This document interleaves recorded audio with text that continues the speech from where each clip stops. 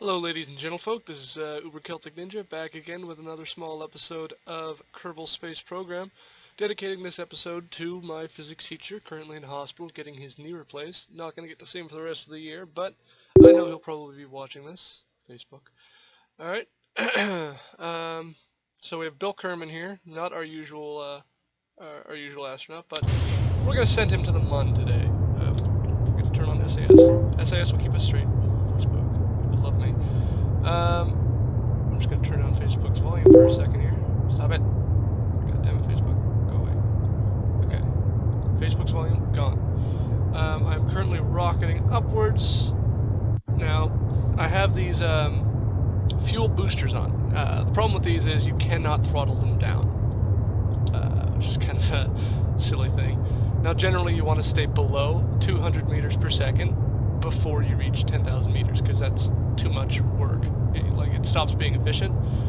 But we're gonna have to accept it as it is, because these things can't be turned down. They get the main rocket off the ground, so I'm happy with them. There are other boosters that can throttle, but those are really big and really hefty and very powerful.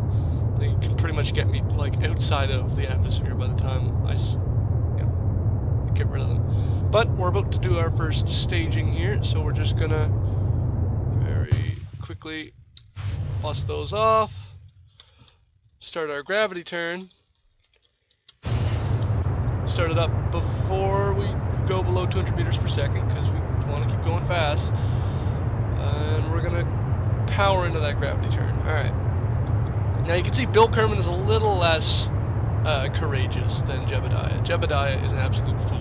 He'll laugh his way into his grave. Bill, no matter what you're doing, he's going to be pretty much dreading it. So that's a neat little thing they added, is all the different Kerbals have different personalities. So you can see our apoapsis is growing. We want our apoapsis to be above 80,000 meters, or 80 kilometers above the surface, because at that point we are outside of the atmosphere. Generally I aim for about 100,000. Just calm down, Bill. I aim for about 100,000 because at 100,000 you're well out of the atmosphere and it gives you a little bit of leeway. So you can see the apoapsis is still climbing.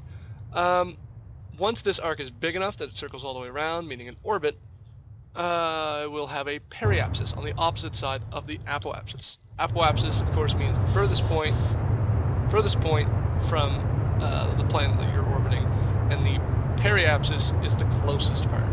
So generally you want those two to be very equal if you're looking for a circular orbit, but whatever. We ain't looking for no circular orbit.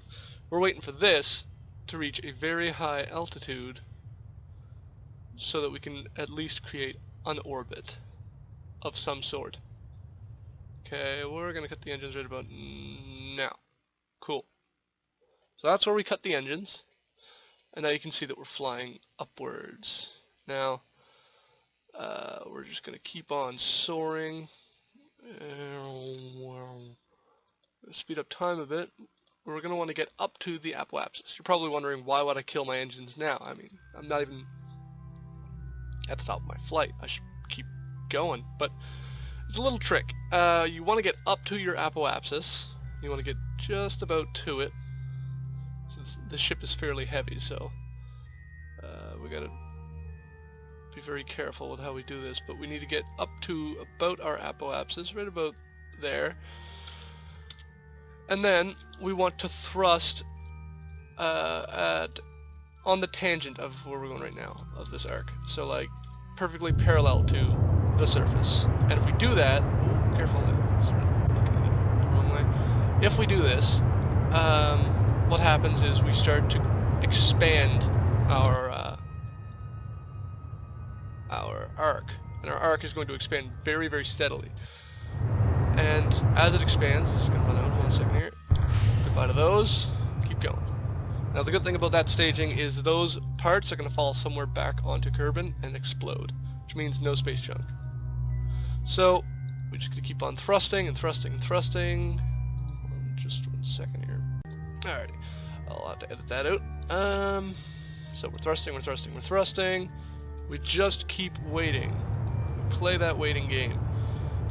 Bill seems pretty content right now. He's fairly happy because we're not fighting against atmosphere. We're just thrusting in empty space. Kind of. So I'll kill the engines there, just so we can get back to our apoapsis. I don't like to get too far away from it, because then we're not as effective as we could be. So we're going to get back up to the apoapsis. Turn our time back to normal. Right about there. Okay. And then we just keep thrusting. We keep doing that parallel to the surface thrust. And eventually our Oi, what am I doing? Oi! Right about there. Okay. Eventually our periapsis is going to spring out of the opposite side here. There it is. We want to get that above 80,000 meters as well. Whoosh! Cool. It's not that bad. It's 50 kilometers difference in the orbit. That's pretty terrible, I'm not gonna lie. So, there is the Mun.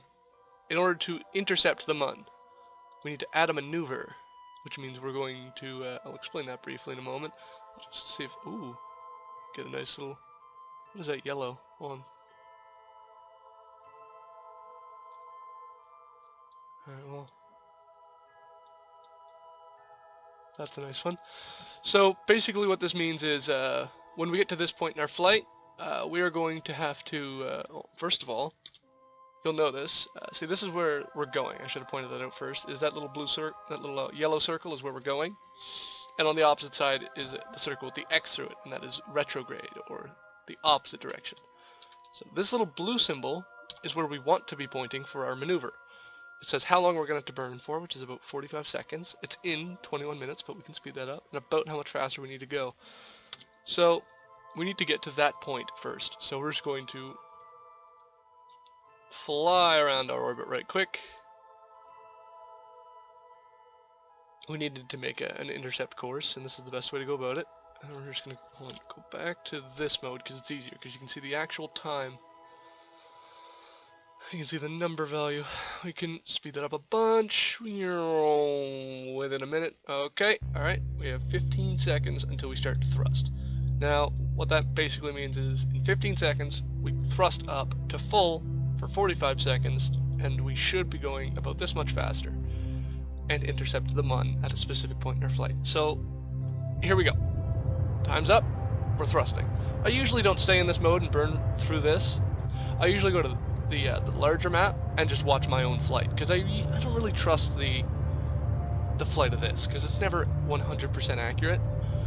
Because, you know, you might burn just a second too late or half a second too early, and it makes a big difference in the course that your ship takes. So I try to go by eye for the most part. But using these are pretty much a necessity if you want to get onto the Mun, because you can't just shoot out into space and hope that you hit it. So, oh yeah, there's a good spot. Okay, so it says we're going to enter its gravitational pull about there, and then we're going to orbit it, break free from its orbit, escape from that, and then be orbiting our own planet at a very, very odd angle. So hopefully we don't end up doing that, but since we've used this little maneuver, we don't really need it anymore. Now all we need to know is where we're going to end up. So let's speed up time a bunch. Non-existent time. Now you see this blue line is disappearing behind us because we're not going to follow that line ever again. We're just going to speed up a bunch. Here comes the Mun intercept. You can see probably the Mun's going to be... Notice, there it is. Okay, the Mun is coming. We're going to get to a specific point in our arc, which is actually a very nice point, and we're going to start orbiting the Mun. We're going to want to turn time back to normal. Okay. Alrighty.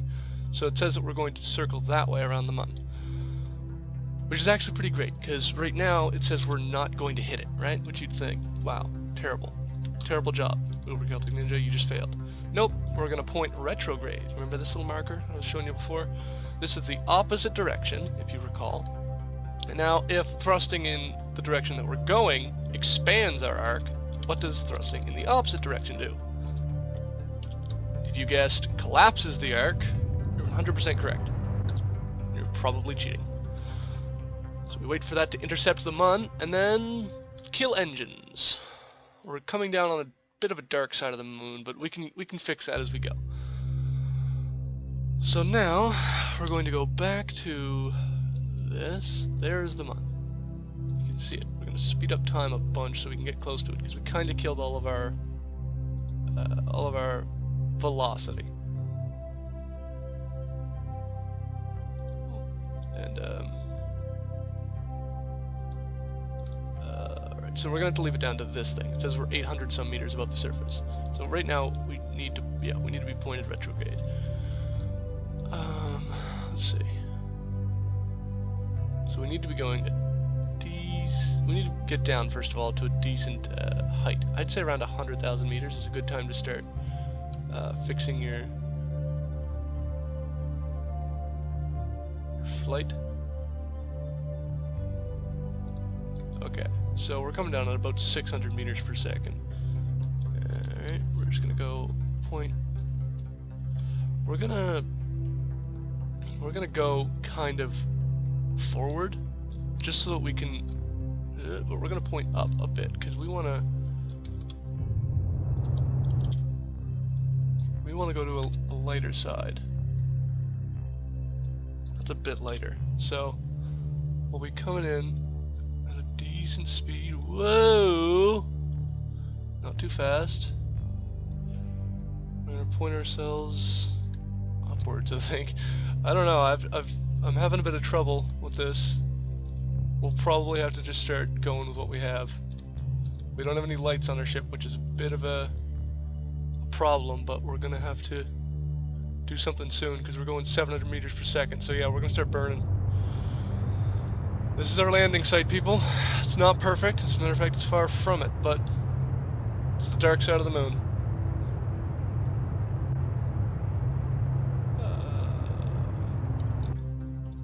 So where does it say we're landing?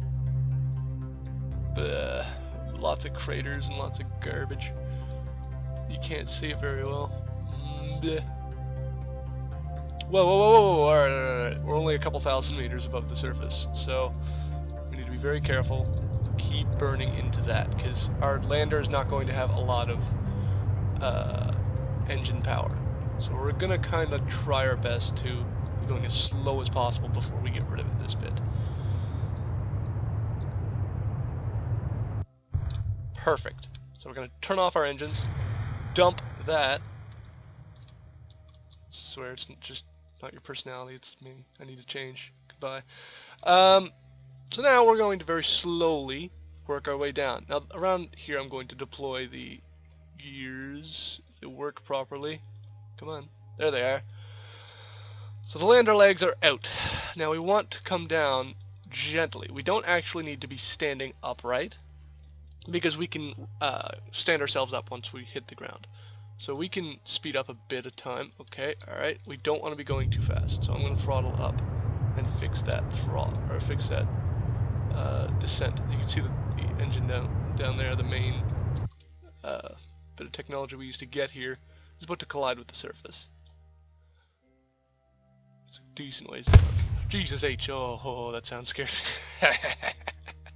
Okay, so pointed straight upwards. You can hardly see the surface. We cannot at all. Alright, I can kind of see it. I can kind of see it coming up on us. You can't trust the numbers 100% either, because that's like the average. Okay, so we're just going to keep ourselves descending. But we're going to stay at this speed, because I think we're close. Even though it says we're 3,000 meters above the surface. I feel like we're very, very close. We should point ourselves straight upwards. Alright. Yeah, you can see the ground coming up. You can see the ground coming up. We've done it. We've done it. This is it. Turn off SAS. We're on the Mun. Ladies and gentlemen, we're here. Now is a good time to start checking our things. We can check the temperature. Keep that data. What else have we got here? We have mystery goo. We can keep that data. We've got a materials bay, and we can observe the materials within there. We can take a crew report. The crew report's nothing special right now. What else have we got? Oh, I haven't played in a while. Jeez. Where did I put that little pressure meter here? There it is. Log the pressure. Can't do that right now because we're in a vacuum. Okay, so let's do a quick EVA. This is Bill here. We're going to do an EVA report. Okay. He's going to let go. He's going to fall down and onto the surface. Okay, so Bill Kerman is on the surface. He's going to take a surface sample. Okay, we're going to keep that data. He's going to do an EVA, or no, he already did one of those. We can plant a flag, as a matter of fact. And you can write a little bit on this. There we go. Site name. Let's call it the Jean Memorial, just because it's in memory, or not in memory, but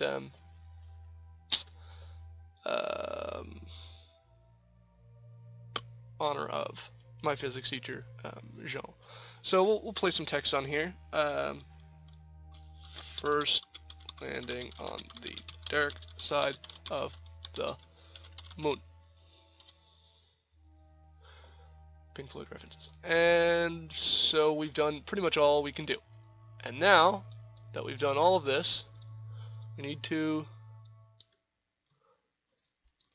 Oh crap, how do you turn on the thing again? I think it's R? Yes, okay. So now we have... oh,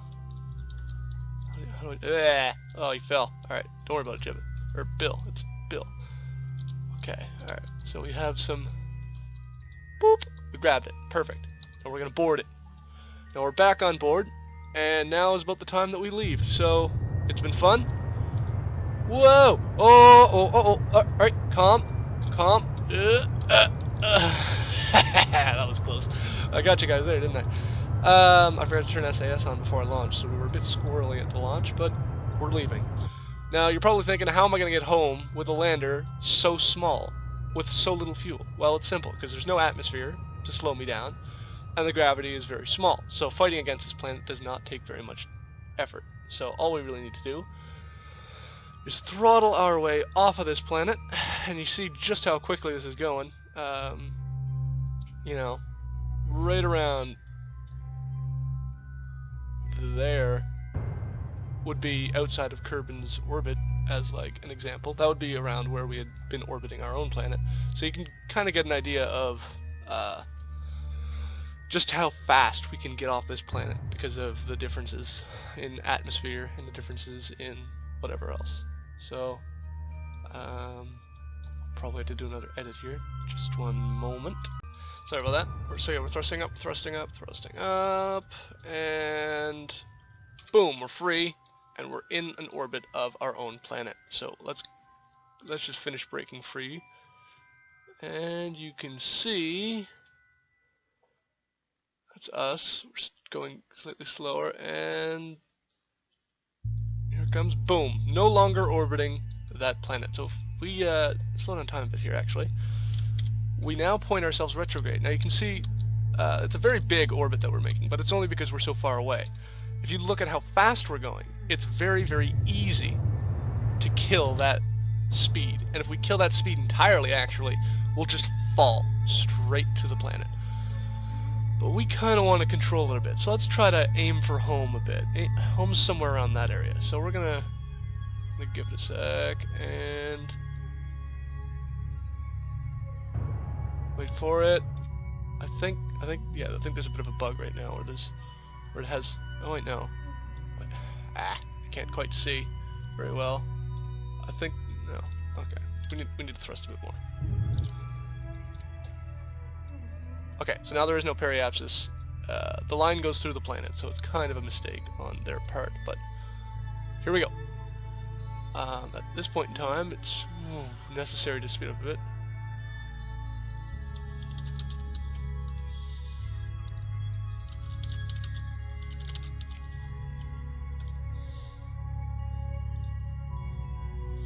Alright, sorry about that. So yeah, there's going to be a couple edits in the video, but hopefully I'll be able to return to it without colliding into it, because this is definitely not the 8th launch that I've done.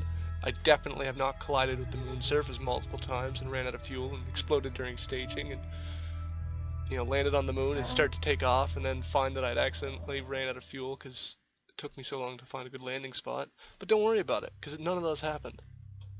right now, this is the first try. Okay, so we're going to speed it up a bunch.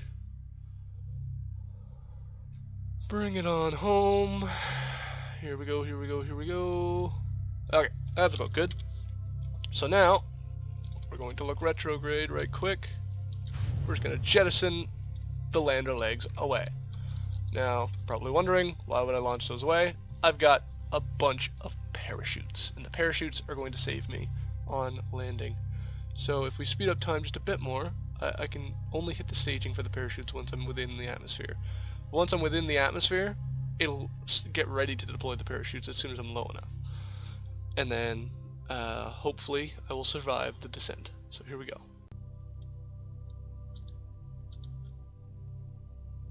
Right, that'll be it out. But at least it wasn't anything important. Okay, here we go. Alright, so I've chosen to deploy the parachutes, and you can see they're kind of staged and ready. They're ready to go. We're ready to return. Okay, so we can go just a bit faster. Here we go. We're going to probably land on the shore, because these parachutes are going to slow us down a lot. Okay, here it comes. Here it comes. We're going very, very fast. I'm hoping these parachutes are able to turn off SAS. Okay, all the parachutes have held. If one of these goes red, then one of the parachutes has failed, and that is a catastrophic thing. Whoa! So if we turn on SAS, it still actually works, and I'd like to point myself upright. We're having some trouble. Just because such a... Oof. And there's the main parachutes fully opened. So now we're only going 4 meters per second. That is a lot of drag that we have. This is going 4 times speed right now towards the ground. So Bill is very happy that he's made a return trip. And my oh my, we're almost there. Oh, he's just pumped. Look at him. There we are. Home at last. Maybe now we can do the barometer reading. Log that pressure data just for gigs and shiggles. Did I do the thermometer up there? Yes, I did. Okay. Well, that was the landing. Let's go to the Space Center. This is average protocol. We now have 2 flags, one on each of the moons. I'm going to have to land on Minmus for my next episode, but we'll talk about that. We'll recover the craft, and we gain 140, or we gain 93.7 science points. And those are for surface samples of the Mun, EVA report, material study, all those sort of things that we did on the Mun. Gained us some science points. And those are necessary in buying the newer bits and pieces. You can see over here, these are all the things that I've bought, and these are things that I want to buy, especially this, nuclear propulsion. But until then, we'll have to sit and be happy with what we've got. Well, I suppose that's it for this episode. We finally landed on the Mun successfully. Come back next time, and I'll be landing on Minmus, which is, I'll show you right quick, very far away. Very far away. Difficult to land on. I've already landed on it once, and it's at a very strange axis around us. So, best point to aim for is right here, or on the opposite side. And after we land on there, we'll be doing some deep space missions. We'll probably land on Duna, because Eve is a very heavy planet with a very thick atmosphere, so it's necessary for... I think it has thick atmosphere. I know that it's heavy. But anyway, we now have the Minmus initial landing zone, which is on Minmus right there, and we have the Jean Memorial on the dark side of the moon. I'm not sure if like light changes. It might. Oh no, the light changes. Okay, all right. So you can check to see just by speeding up time where things go. But yeah, there's a light side that swings around. It's not landlocked. Well, that's enough of that. It's been fun, folks. This has been Uber Celtic Ninja with the Flight to the Mun. Thank you. Come back next time. Loves and kisses. Mwah.